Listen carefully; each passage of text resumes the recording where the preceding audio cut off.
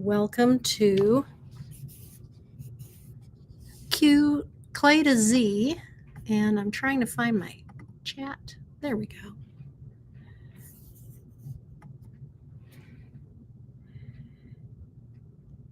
So this morning,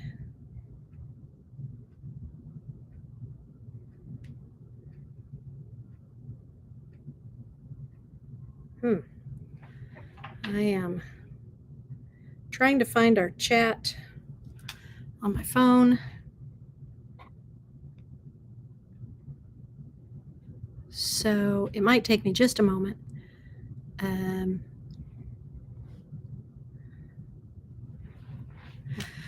But I've got a lot of things to work on today, and I'm here to answer your questions as I work in the studio. And I've got David here. He's putting handles on mugs. Say hi. Yeah. Hi. How's it going? It might be difficult to hear us, but I hope that we have worked out any glitches. Here we go.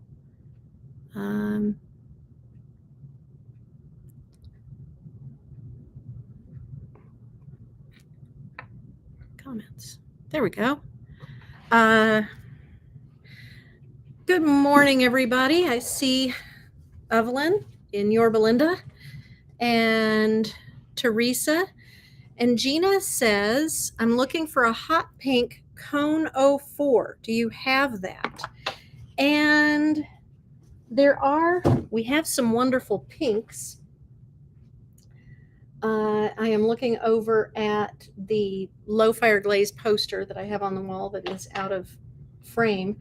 We do have some lovely pinks in our LG low fire glaze series and our TP Teacher's Palette series if you're looking for a hot pink. But hot pinks are incredibly difficult because of the colorants that are used for those. Hi, Allison. The colorants used for pinks do not lend themselves well to hot pink. So although it is something that we would love to make, it is really hard to make a hot pink. And I'm not sure if anybody has accomplished a ceramic glaze for low or high fire that is truly a hot pink. Hi, Kyle. Hi, Leslie. Gina, go to amaco.com and you will see tabs and look under glazes and underglazes, low fire glazes, and you will see what we have. Because there are some really wonderful glazes out there in the pink range. The best that I have been able to create is using a red underglaze and then putting the fuchsia opalescent over it. And that gets the closest to a hot pink, but it's not really a hot pink. It's just close. Hi, Alina. Leslie is asking, when is Celadon Lagoon available?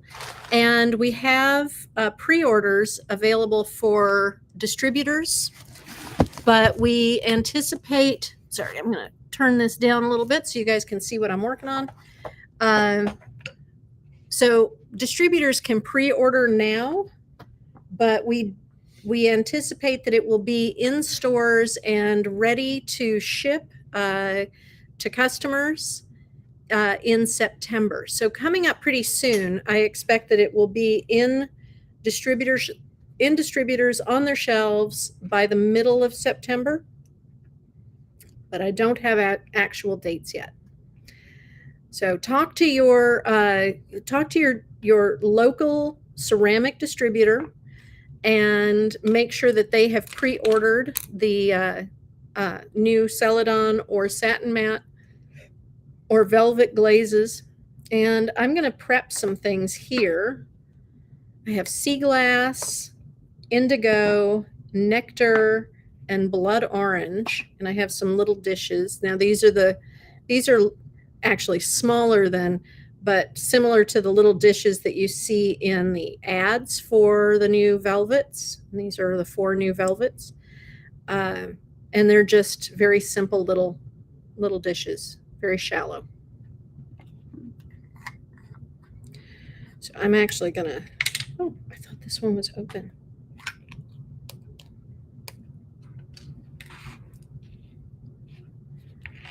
So I'm gonna do this.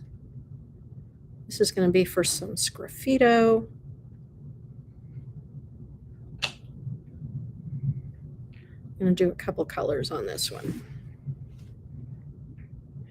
And I'm gonna let that set up until I can do the next coat.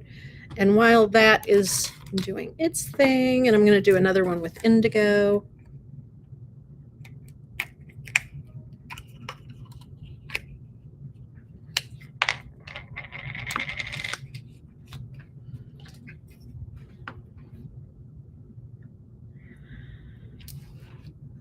People see me working away at these handles. It's not a normal part of the process or thermostat. Might have pulled a couple of them off, so I'm trying to do like repairs, save my losses sort of thing. I see. So what happened is last night, some of you may be aware and some of you may be suffering the same thing.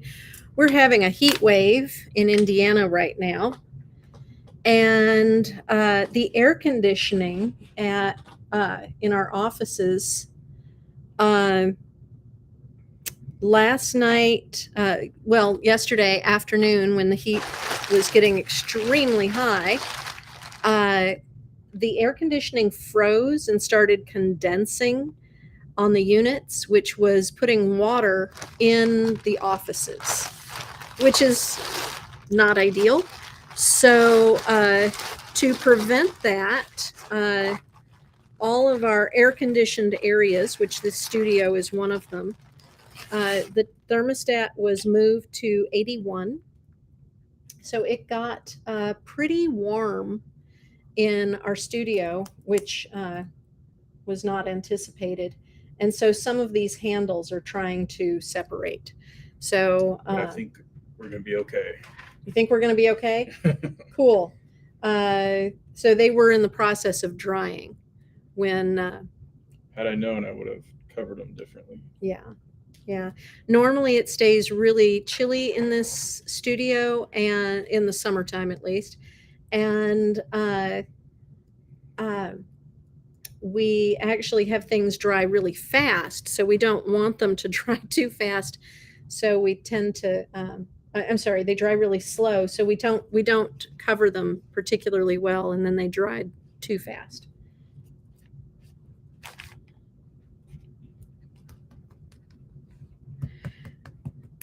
So we are back to a more comfortable temperature today. I think we're keeping it around 74, so it's not chilly, but it's not hot. Let's see if I can turn this down a little more. I want you guys to be able to see what I'm doing. So I'm going for a second coat on there. So they are drying a little faster than normal, just because it's pretty warm in here today. Reminds me of forgetting to cover my work in Colorado. Well, when I lived in New Orleans, we could cover our work and it would still be bone dry in the morning. So we just had to work fast.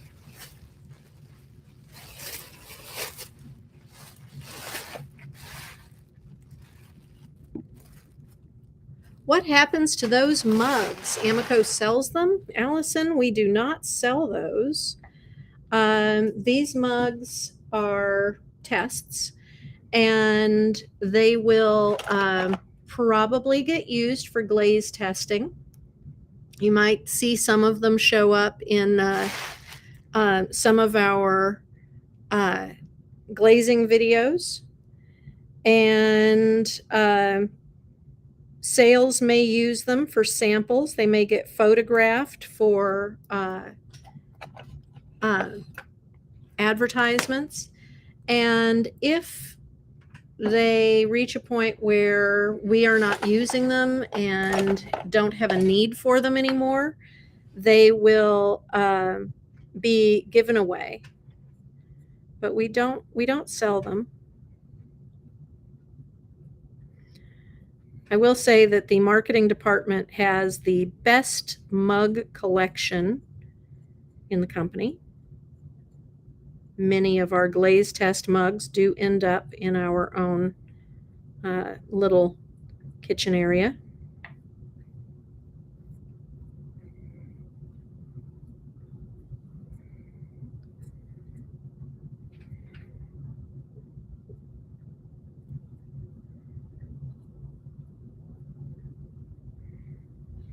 So while I'm waiting for my underglazes to dry, I'm going to get back to my little tiles that I was carving before.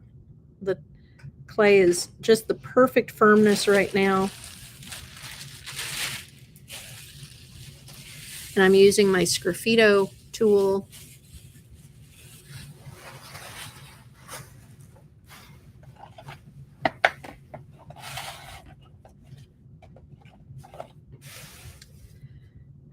And I'm trying to be careful not to get my glaze crumbs on my wet underglaze over here.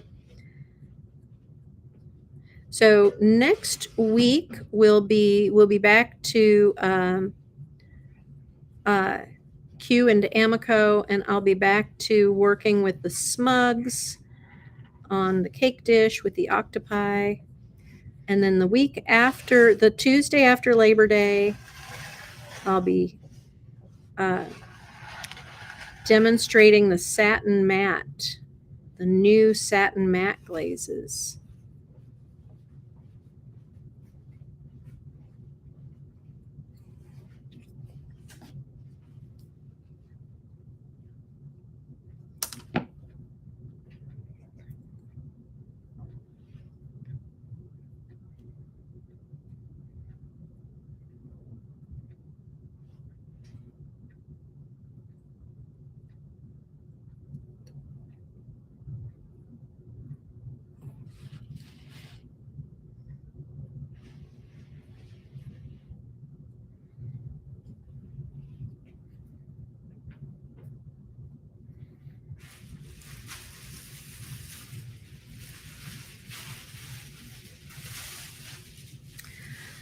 So Allison,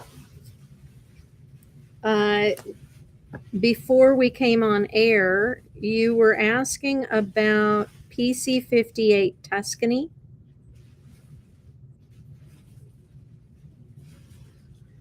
Is that correct?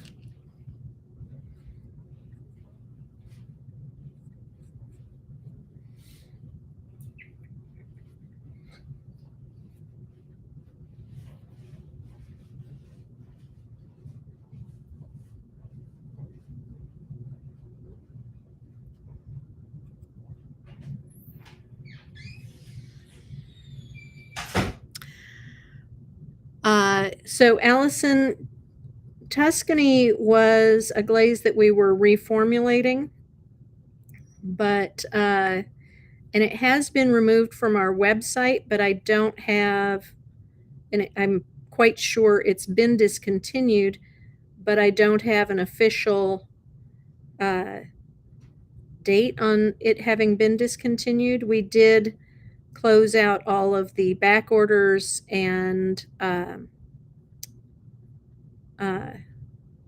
stopped taking orders for it some time ago, but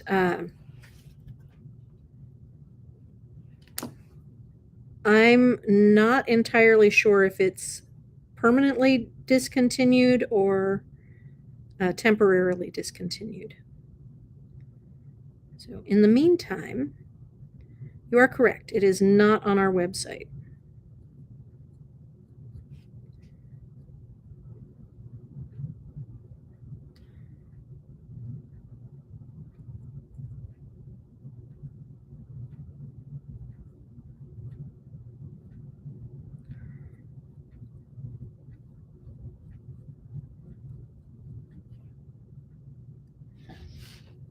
Evelyn says, I tried a different style handle on a mug.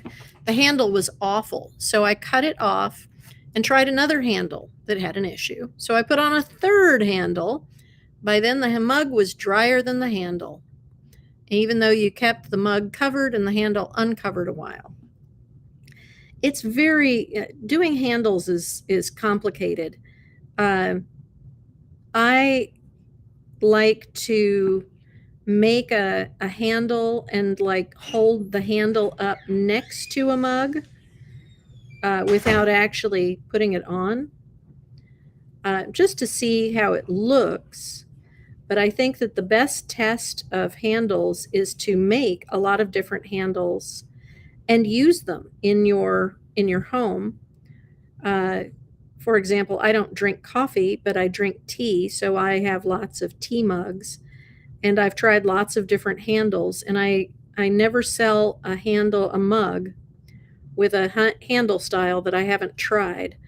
I bought a mug many years ago from a classmate who had beautiful handles, but when I actually tried to use the mug, it wasn't possible to set the mug down without spilling my tea. So since then, I won't buy anything, no matter how cute, if the handle is too low, because I realize that the way I hold a cup, I cannot set the cup down without spilling the contents.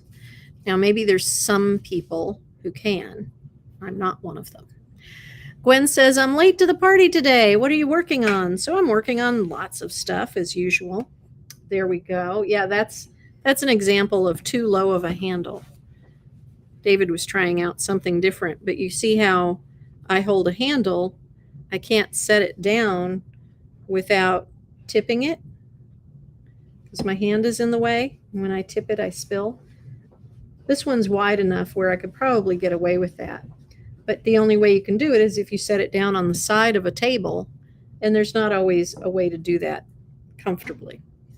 So I'm working on some underglaze dishes here that I'm going to do some Sgraffito on, and I'm continuing to carve my little Amaco tile.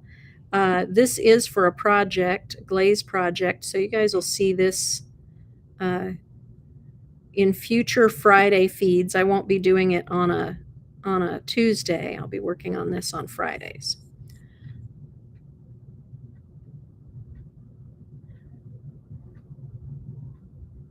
Khalid, I'm not sure what you're referring to in your comment. You'll have to explain. Are you you're in Morocco and saying hi from Morocco? Well, welcome. As I've said before, I'm always I'm always happy to see that we have people coming in from all over the place. Gwen says, I have an item that I carved and I'm thinking of trying a Mishima technique. Well, Gwen, it depends on how dry is your piece at this point. You can always do just an underglaze staining kind of technique with, that is kind of a Mishima sort of thing. I find that doing wax Mishima is the easiest and tidiest way to do Mishima. So I've pretty much carved this out pretty well, but now I'm going to do some smoothing and do some stripes in here, some textured stripes. Morocco, coming in from Morocco. Thank you, Khalid. I'm glad you're joining us.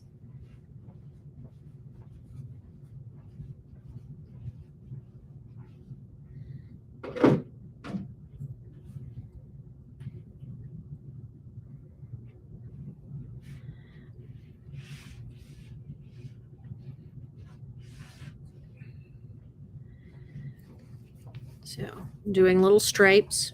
You can see the little stripes right there next to the A. So if your clay is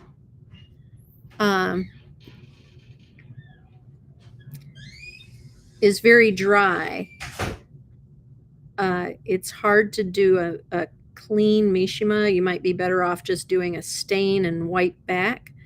But if your clay is leather hard or softer, it may be possible to do a good Mishima. So Evelyn says, on the third handle, I tried to equalize moistness by thoroughly covering.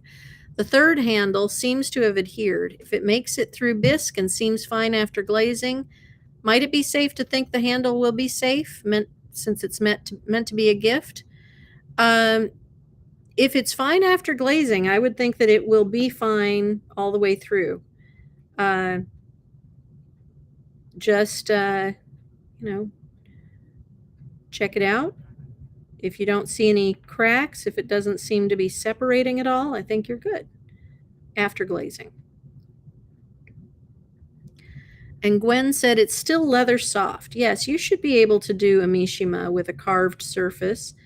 You can flood the texture with underglaze or colored slip and let it firm up.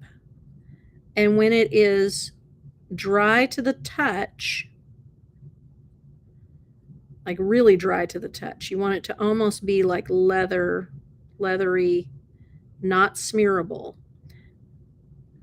Then you can take a metal rib and rib back the underglaze from the top surfaces.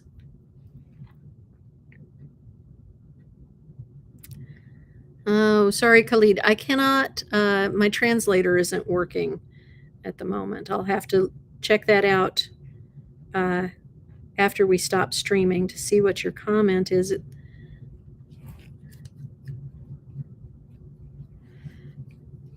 So here we go. You see how the striping is, it's just a more uniform texture.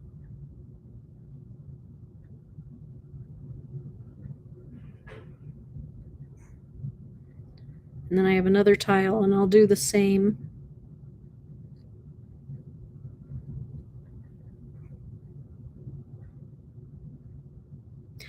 And I still have my figure that I'm working on.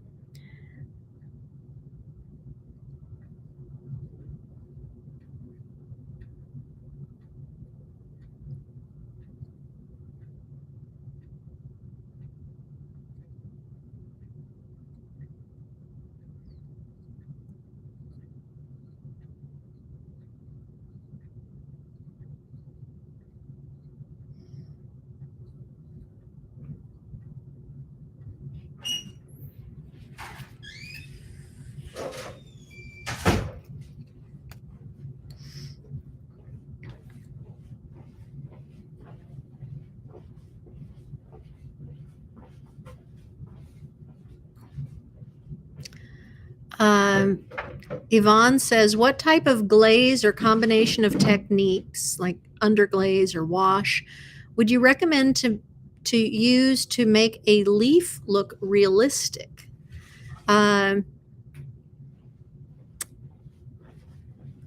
Well,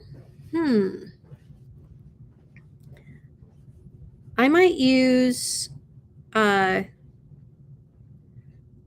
combination of underglazes rather than oxide washes, because the oxide washes will not look as realistic and they're a little bit more temperamental.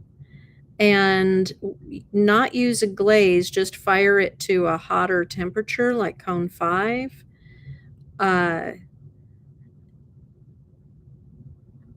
And just use use a combination of colors that look like the leaf that you're trying to reproduce. And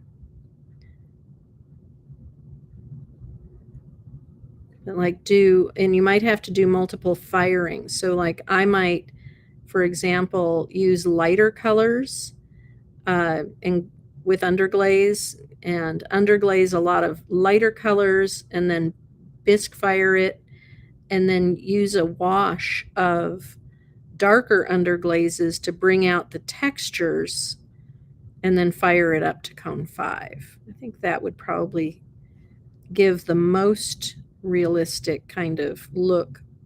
But that's a tricky one. It's always interesting to try to use ceramic materials to make things look like another material. And Kara says, side issue, my stool I use at a table isn't comfortable. Do you have suggestions of a good stool with a back? And what we use in here, I'll drag this one over, these actually have wheels on them.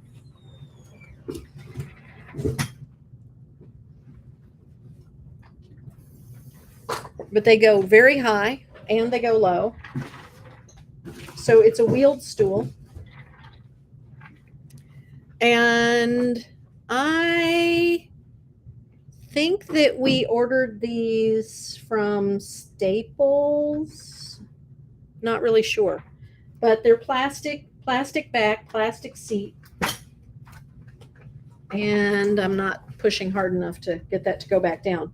But they go low. So that's as low as I can go with it. And then they go high. It's a company name, Interion. Interion? Number 20. Interesting. So I really like these, but I like to have a rolling stool. For throwing, you don't want to have something that rolls. And I have had stools with backs that I got from school supply places, but I'm not sure if they still sell those. And I've also just made stools out of wood for throwing.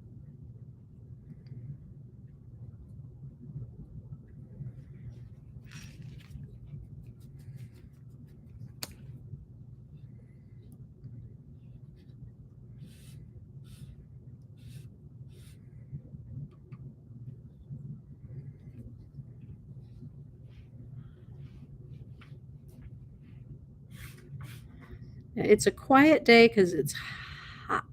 So most of our team today is working from home because it is a hot day here in Indiana.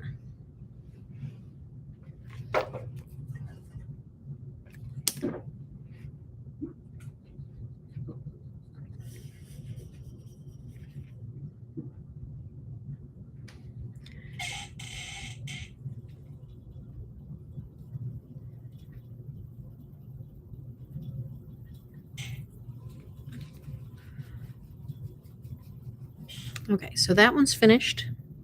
I'll work on the next one. And my little dishes here are ready for their next coat of underglaze. So that's 3 coats on there of blood orange. So I'll close that up. And this is 3 coats here of the indigo. I'll close that up.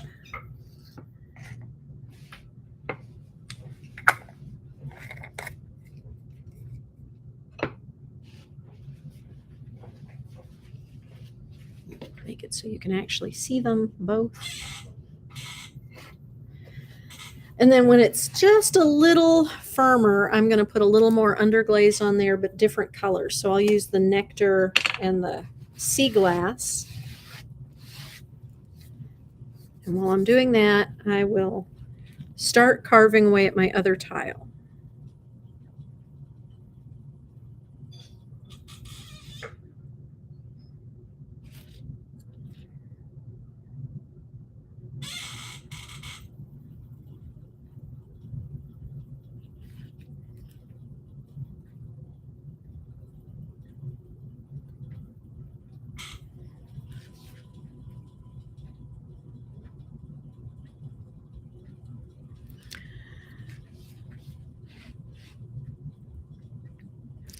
So, Eric Heather, board, I assume it's Eric and Heather, so you want to love the Amaco Velvet Lavender, but underglaze.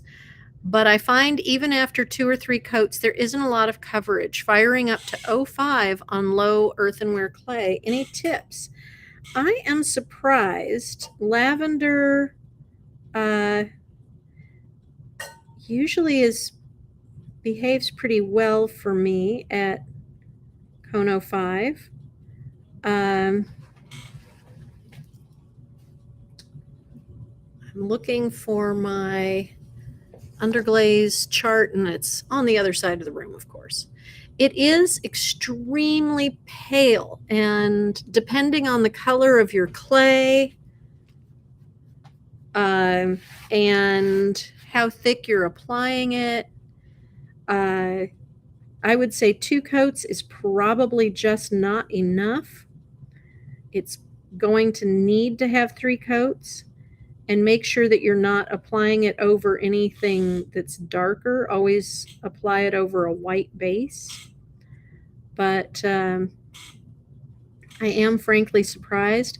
If applying it over a white clay body or a white slip and using 3 coats is not giving you enough color, send a photo to our tech support team and ask for some feedback on it. I don't think that it's I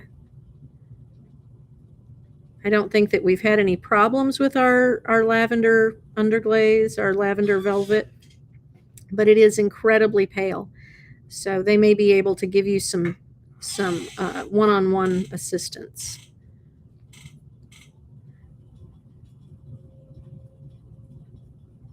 So all of the velvets are formulated to be the color as described at low temperatures. Most of the colors hold up to cone 5, and a majority of the colors hold their color up to cone 10, although some of the colors do shift. So if you're looking, now this is not directed at Heather and Eric, but everybody. If you're looking for an example of what the velvets will look like at the temperature range that you're firing, go to amaco.com. We have so many resources on our website, and on our velvet page, you can view images of every underglaze fired at cone 05, cone 5, and cone 10, both with and without clear glaze. So give that a look, and you'll see lots and lots of options.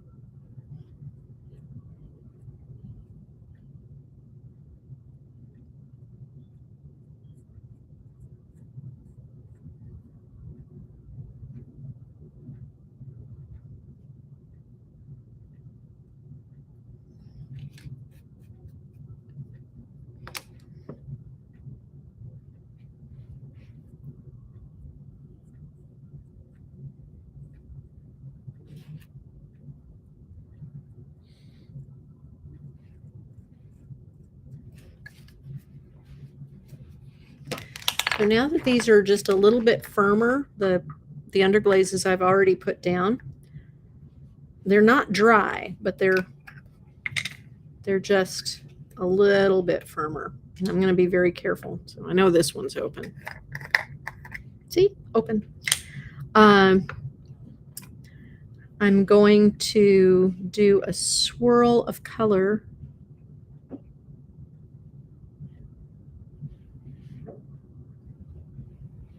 Kind of like a bullseye.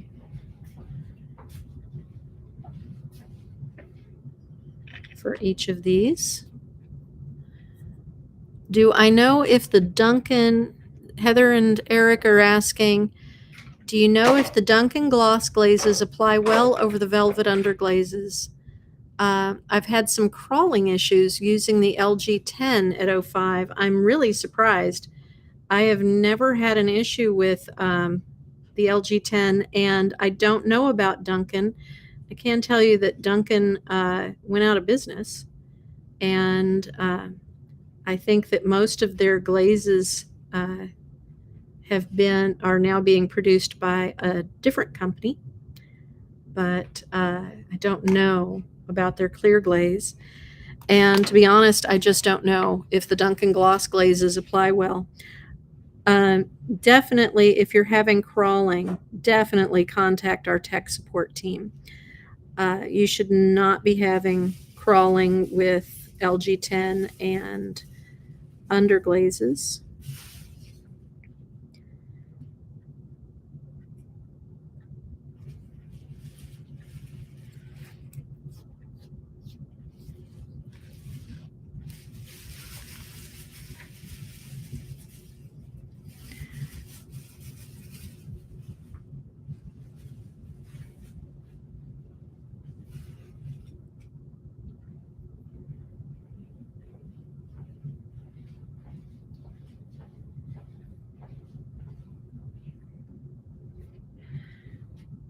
Which makes me wonder, how old is your LG10?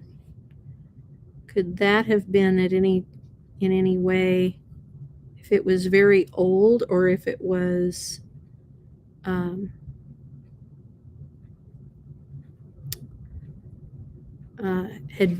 had water added to it, that might explain any crawling.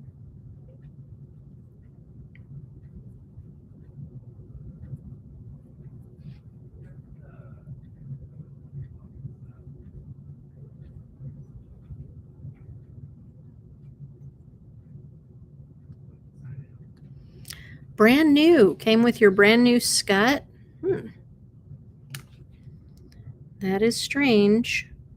Yeah, definitely ask our tech support team. You can contact them by emailing customer care, no spaces, at amaco.com. And they will get back to you. Include your batch code from the jar.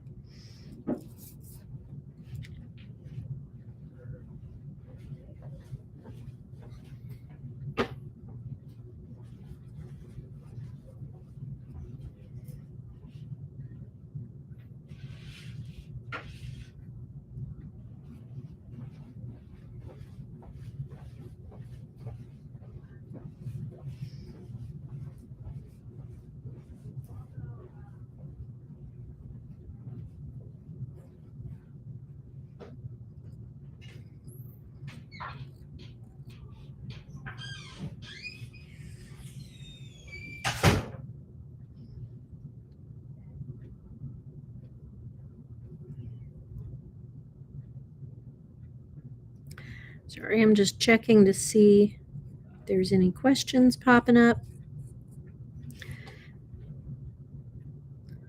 Now that it's not so warm in here, like unbearably warm, my underglazes are drying a little slower, which is both wonderful and not so wonderful.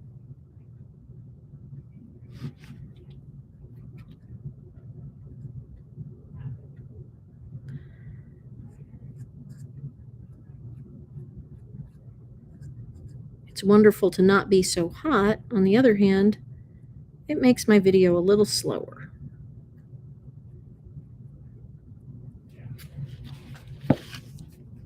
I'm going to set this aside for a moment and let my eyes adjust, all that close-up work.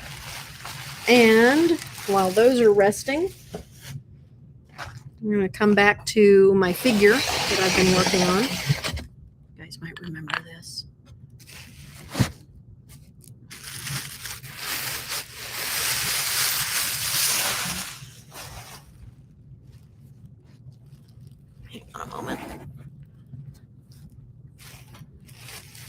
things are a little too far away. There we go. You can see a little better.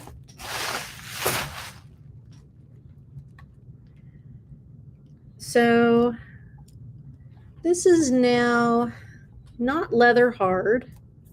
The bottom part is leather hard, and as we come up, it's a little softer until near the top is what I call cheese hard.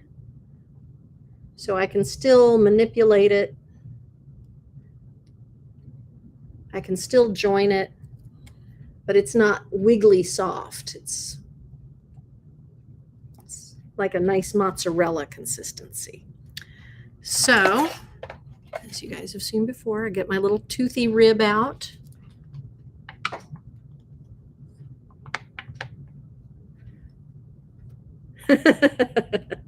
Kyle says, your studio must be haunted. Doors keep opening. Well, the only person haunting it is David. He is loading a kiln.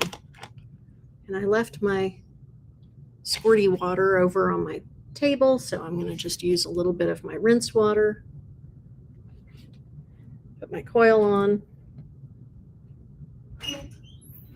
Yeah, when you hear that door, that is David walking in and out to load our kilns. Our kilns are outside of the studio.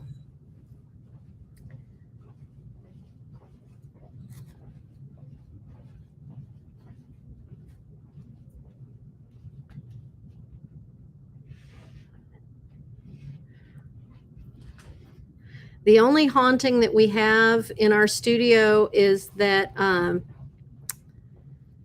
sometimes our old paper towel dispenser would dispense paper towels when nobody was near it. It was an automatic paper towel dispenser, and we would all be in the studio, but across the studio, nowhere near it, and it would just spit out a paper towel.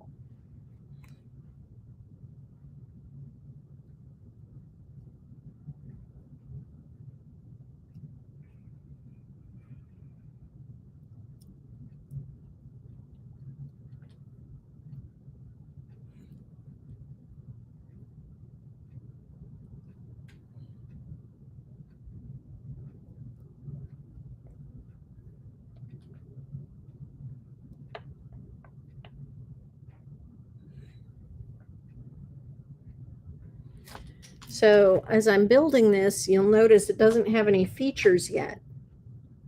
It will get there.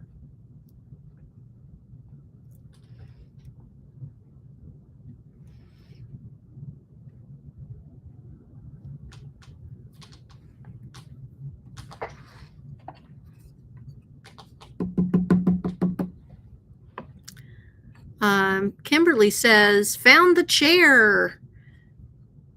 Puncture-proof ergonomic polyurethane chair. Let me see. Is that our chair? That is not our chair. Those don't go as high. It's not a task chair. You know what?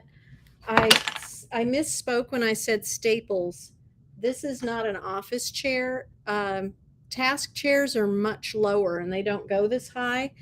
It's from an industrial supply company, and it's meant for like factories. So, but it's not especially expensive. So, but it does look, it has the same back and seat as the chair that Kimberly linked to, but I cannot remember. Let's see. David was saying that it says Interion on it. So you can look up Interion chairs. Not sure if that'll help you. Sorry, you guys probably can't hear anything I'm saying over the thumping of my paddle.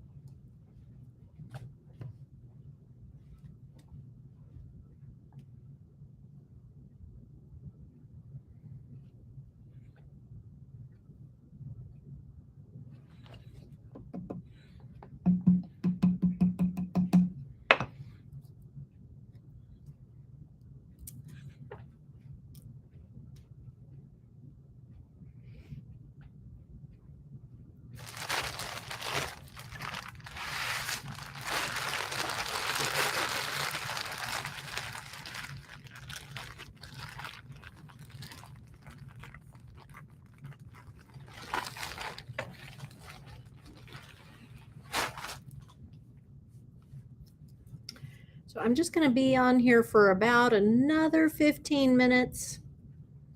Then we're going to call it a day. In the meantime, I'm going to put another coat of underglaze on my little dishes. Can you see those? I don't think you can. I have to keep moving things. So I just put another little blob.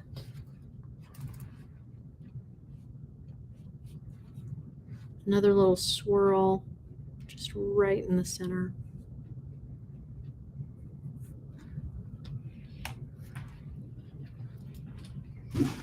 I may have to put these into a box for next Friday to do my Sgraffito. But I'll be working on designs in the meantime. And I got a little underglaze on my coil. I'm not worried. I'm going to put a lot of color on this.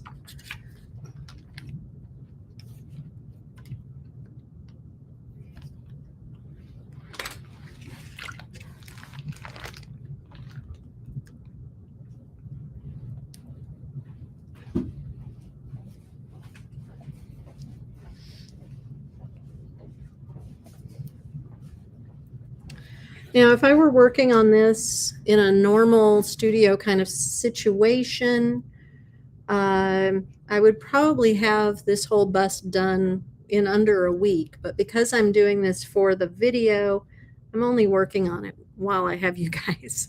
I'm sure some of you are like, we don't want to see this. We'd rather see pots. Glazing. Show us more glazing. But there will be glazing. When I get this a little further along, I'll be talking about color and choices, and you will see the glazing process for this bust. So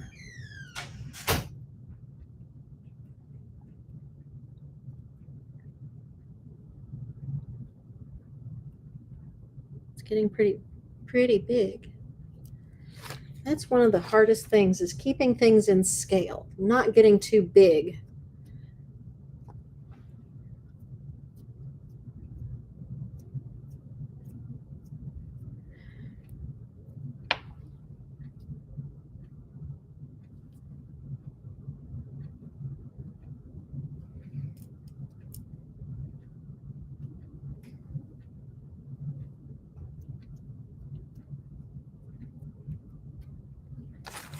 I'm going to set that aside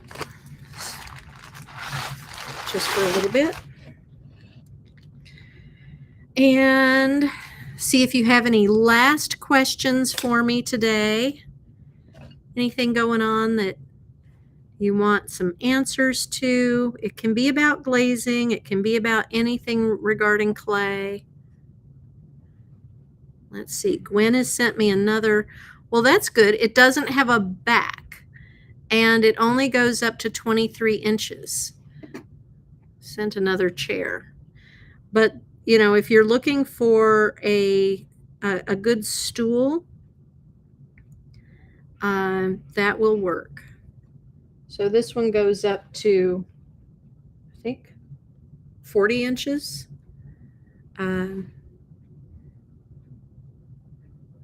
That seat is now the height of my waist.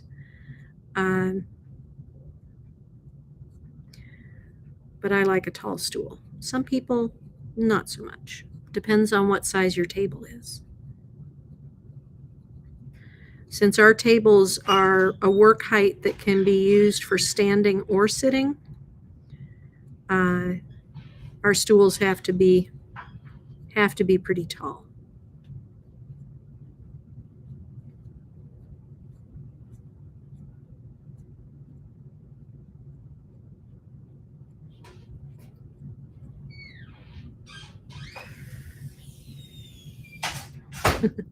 Evelyn says, I appreciate this Friday opportunity to ask anything. Yes, that is the idea. You can ask anything. And as time goes on, I'll have lots of different projects going on in the studio, and you may see some different things. We might have some sneak peeks. I don't know. We'll just have to see what happens as time goes on. But I just want to say I appreciate everyone tuning in and joining me on the Friday Clay to Z live studio. And I am going to get going, but thank you for joining me. And we will see you next week. Have a great weekend.